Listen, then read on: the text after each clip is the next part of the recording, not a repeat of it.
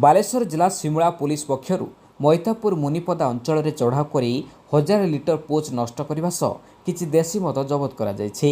ବିଶେଷ ସୂତ୍ରରୁ ଖବର ପାଇ ଆଜି ଭୋର ସମୟରେ ସିମୁଳା ଥାନାର IIC Debaraj Jena, SI Biswambar Chakraborty, ASI Biswajit ସେଠୀଙ୍କ ସମେତ ଅନ୍ୟ ପୁଲିସ କର୍ମଚାରୀ ପହଞ୍ଚି ମଦ ଜବତ କରିବା ସହିତ ପୋଚ୍ ଏବଂ ବିଭିନ୍ନ ସରଞ୍ଜାମ ନଷ୍ଟ କରାଯାଇଥିବା ଦେଖିବାକୁ ମିଳିଛି।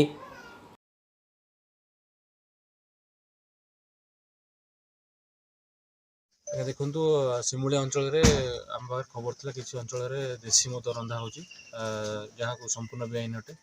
ଖବର ପାଇ ଆଜି ଭୋରୁ ସିମୁଳିଆର ମୁନିପଦା ମୈତାପୁର ଅଞ୍ଚଳରେ ଆସି ସକାଳେ ଆମ ସମସ୍ତ ଥାନା ଷ୍ଟାଫ୍ ଅଫିସର ମିଶି ରେଡ୍ କରିଥିଲୁ।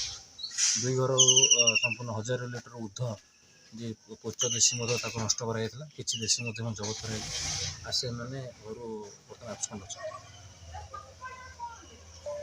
କିନ୍ତୁ ସବୁଠାରୁ ବଡ଼ କଥା ହେଉଛି ଯେଉଁମାନେ ମଦପାନ କରୁଛନ୍ତି ଟିକେ ଭିଡ଼ିଓ ଉପରେ ନଜର ପକାନ୍ତୁ।